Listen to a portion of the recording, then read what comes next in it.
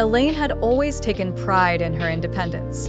A successful woman in her late 30s, she had carved out a career in journalism that took her across the globe. Her reputation as a tenacious and insightful writer was well-earned.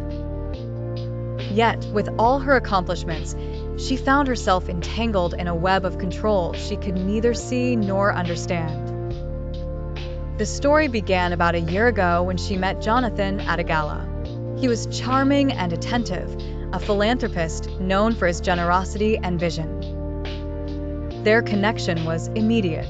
Elaine, who had long prioritized her career over her personal life, found herself drawn to his charisma and apparent thoughtfulness. As their relationship unfolded, Jonathan gradually became a fixture in her life.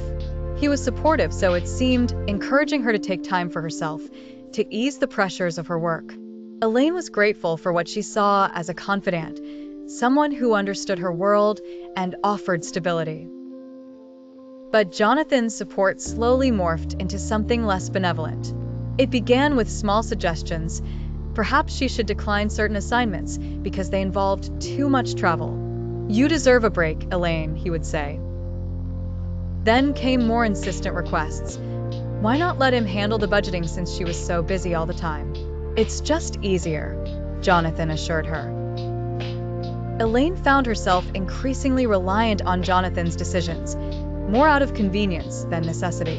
Her autonomy, once a defining trait, quietly slipped away, replaced by the subtle shifts of influence Jonathan wielded over her daily choices. Her friends noticed the change before she did. "You don't seem quite like yourself, Elaine," her best friend Lucy remarked over coffee one blustery afternoon. Elaine brushed it off, attributing her demeanor to the fatigue of career demands. "Just the usual work stress," Elaine laughed, though Lucy did not seem convinced. The awakening came in the form of an argument. It was late, and Elaine had refused to cancel a significant assignment that required travel. Jonathan's frustration was palpable, his expression darkened with an anger she hadn't witnessed before. "I'm trying to help you. Why can't you just trust me?" he demanded, his voice rising with uncharacteristic intensity.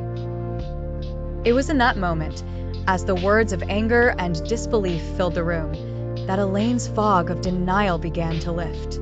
She recognized the patterns that had emerged, the gentle coercion disguised as care.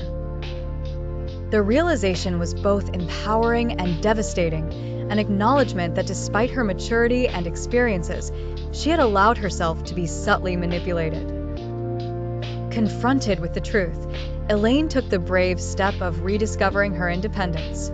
The process was neither easy nor quick, and doubt often crept into her mind.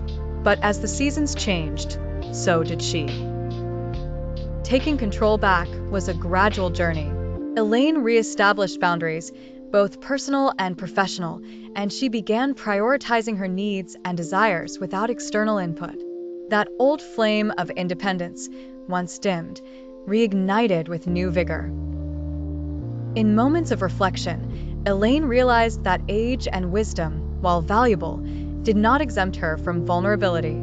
It was a poignant lesson in self-awareness and clarity, one she vowed never to forget.